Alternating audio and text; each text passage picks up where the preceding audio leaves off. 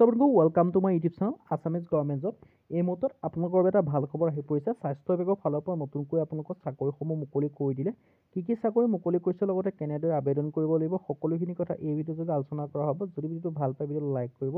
লগতে চেনেলটো সাবস্ক্ৰাইব কৰি দিব এনেকুৱা ভিডিঅ'সমূহ পাই থাকিব বাবে আহক আজি মই ভিডিঅ'টো আৰম্ভ কৰোঁ আপোনালোকক কৈ দিছোঁ ভেকেন্সিসমূহ আছে NSM ৰিক্ৰুটমেণ্ট 2023 400টা আপোনালোকৰ ষ্টাফ ট্ৰান্সফাৰ বা ভেকেন্সি ওলাই আহিছে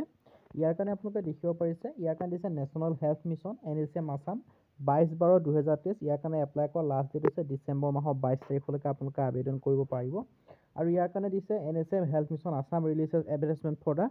ৰিক্ৰুটমেণ্ট 400 ষ্টাফ নাৰ্ছৰ কাৰণে ভেকেন্সি আছে এইখিনি আপোনালোকক কন্ট্ৰেকচুৱেল বেচিছত ভেকেন্সিখিনি দিয়া আছে আৰু ইয়াৰ কাৰণে আপোনালোকে অনলাইন যোগে আবেদন কৰিব পাৰিব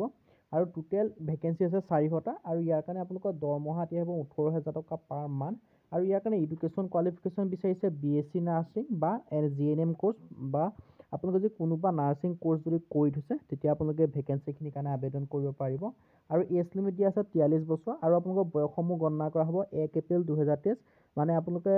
এপ্ৰিল মাহৰ 1 তাৰিখলৈকে যদি আপোনালোকৰ 43 বছৰৰ ভিতৰত হয় তেতিয়া আপোনালোকে আবেদন কৰিব পাৰিব কিন্তু যদি আপোনালোকে SC SC OBC বা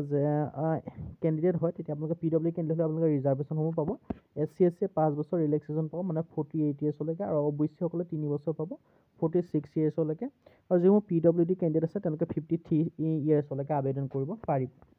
আৰু ইয়াৰ কাৰণে আবেদন কৰিবলৈ অফ কোৰ্স ফ্ৰী হয় আপোনালোকে ইয়াৰ কাৰণে কোনো ফিজ পেমেন্ট কৰিব নালাগে ইয়াৰ কাৰণে আবেদন কৰিবলৈ যিবোৰ ইন্টাৰেষ্টেড ক্যান্ডিডেট তেওঁলোকে NSM ৰ যিটো অফিচিয়েল ৱেবসাইট আছে তাত গৈ আবেদন কৰিব পাৰিব